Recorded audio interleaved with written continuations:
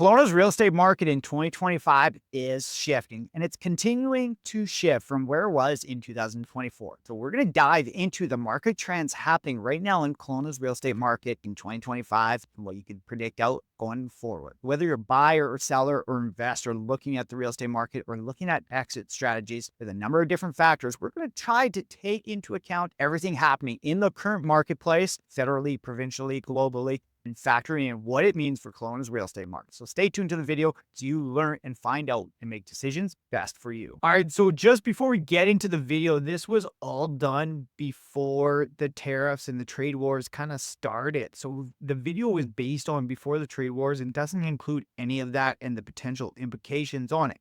We are also just waiting to see what happens there. So stay tuned for a 2.0 version of this, but I wanted to get out the predictions of 2025 for the real estate market before everything. Obviously, things are going to change drastically depending on what happens in March. Hey everybody, it's Mark Coons here with Selling Kelowna Real Estate Group. So after a period of volatility, what we saw in 2023 and 2024 was this year of the market stabilizing, where we had seen prices decrease and coming down from the peak 2022. Now considering it for certain segments, the bottom of it. But not all assets are created equally. When we're looking at the real estate market, you're going to want to consider, if you're looking at a single family home, you're going to look at it differently than if you would be looking at an apartment or a condo or a townhome type of things, because every market is its own little mini market and will be subject to different ebbs and flows of different market pressure. So we're going to look into it and dive in a little bit more. When you're looking at the single family home prices in December of 2024 capped out around 1.1 million. When you look at BC assessments of values, what they've associated for Kelowna, the overall real estate appraised value was $938,000 for your average home. Assuming that would be a market price home, you would look at other areas like West Kelowna, which was lower at $908,000. So considering that as a baseline, what you'd expect to buy in, the average sale price, not the best number to use all the time because it is going to fluctuate month to month. And sometimes if there's a big sale in 1 month, it's going to really impact that market, that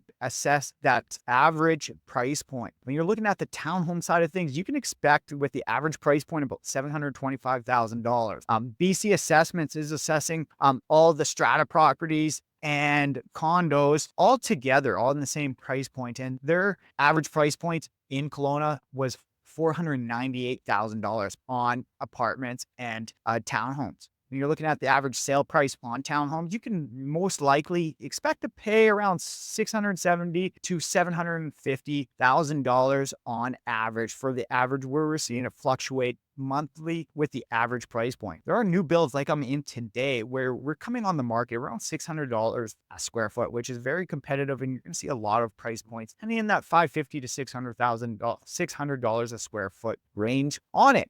When you're looking at, and I just say all of that just so you know where we're starting at and where the average price points are going to go. So you wrap your head around knowing where we are today and where we're going to go forward. When we're looking at inventory, we are still at a high amount of inventory. In the last 10 years, we haven't seen this much inventory on the market. We've even seen listings come off the market, 400 additional listings on the market now, even with the reduction and thousands of listings coming off the market based on seasonality. But when you're looking at the overall marketplace, experts are predicting, and BMO has a report on it and a prediction for 2025, looking at it, that we can expect a 4% increase in average home prices throughout Canada. So when you're looking at that, BMO is also predicting 12% increase in total sales volume. Experts in 2025 are expecting an increase in prices around 3 to 4%. It's going to depend on your expert opinion, but I'm going to preface this as well as don't believe everything you are reading. They're also going to indicate, and we're going to get into it by the end of the video, is looking at the different asset classes, because not all asset classes are going to appreciate at the same rate. But overall in the market, they are predicting a 3 to 4% increase in average price point. So if you are looking at buyer, there is a good sense that we have hit that bottom and it has stabilized. And because of the interest rates coming down, which we'll touch on more about later in the video as well, but because of that, we are starting to see that stabilization and hitting that floor where prices will start to slowly increase. Sellers that are pricing their home competitively are still selling in this marketplace, and there's always a marketplace for homes in the market. And Kelowna has seen a little bit of a shift in the last few years with a lot of inter-provincial migration, where a lot of our demand that is currently normally historically in Kelowna coming from Vancouver, Alberta, is a lot of that demand has kind of, because of the prices increasing, has closed that gap quite a bit. And we're starting to see, because of the cost of living as well, a lot of the people on the rental side of things moving to Alberta, where cost of living is a little bit cheaper and the economy is doing pretty good. So jobs are plentiful. Don't expect that to continue in the coming years, is because every market has its ebbs and the flows, and really industry driven markets like Alberta are going to be hit differently at different times. When you look at Kelowna and the Kelowna's real estate market, but Kelowna's job market, a lot of it's built in tech. A lot of it is built in community sector, where you have government sector jobs or a rural hospital. There is a lot of jobs right now in Kelowna that are good, well-paying jobs that are essentially recession-proof. We're also seeing increase where the tech industry, just from a McLean's article, is accounting for about $5 billion worth of economic impact to Kelowna itself happening right now because of the tech industry. So that is something in Kelowna to not sleep on, and where tech is really starting to take off, especially with the mountains, the lake, the lifestyle. Everybody can choose to live here. There is a lot of big name companies making their names and footprint right here in Kelowna. All right, so let's talk about interest rates. So when you're looking at interest rates, the government of Canada has reduced the interest rates in the last few years, and they're coming down from the peak, and they're expected to decrease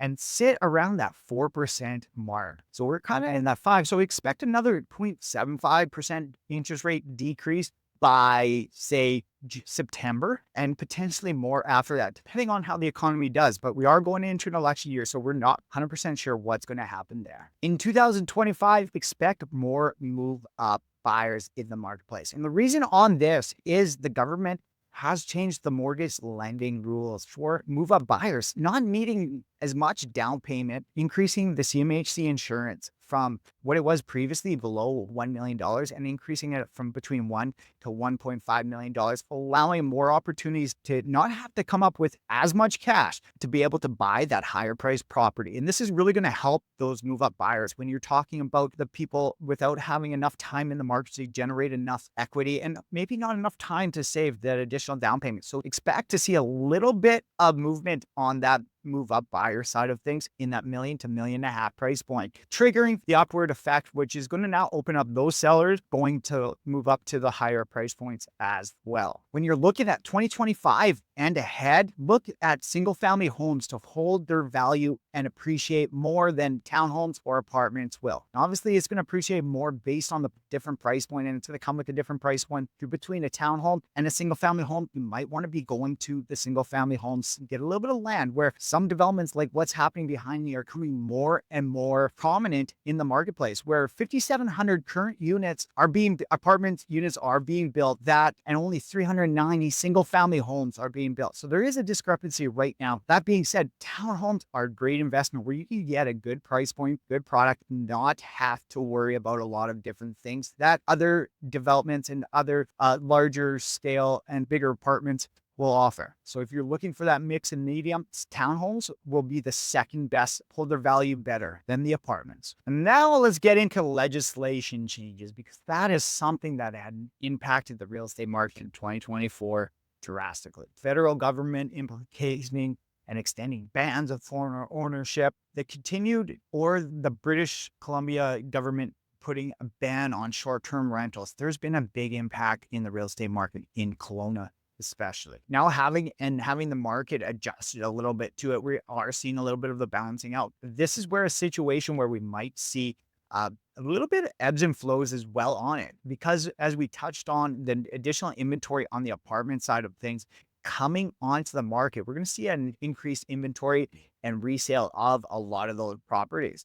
And in the short-term rental market, there's a chance these short-term rentals might come back sooner than later, because we have seen additional inventory. The vacancy rate is increasing and is getting over that threshold. So another year of 2025 has the high vacancy rate as it did last year. Now it's 2 years with the high vacancy rate. City of Kelowna can opt out, just like the City of West Kelowna opted out of the short-term rental restriction. So there is good news on the horizon for the short-term rental owners and people looking to get in those buildings. Maybe for the ones that are currently listed, if you can get a good value, there might be an opportunity in 2026 Don't bank on it, but in 2026, you might be able to short-term rental it out again. Again, it's going to depend on the city of Kelowna because they did go harder on the restrictions, if you recall, and then what the province was mandating. There's something to watch out for, and don't necessarily bank on governments doing certain things. Don't be buying specifically for governments to do certain things because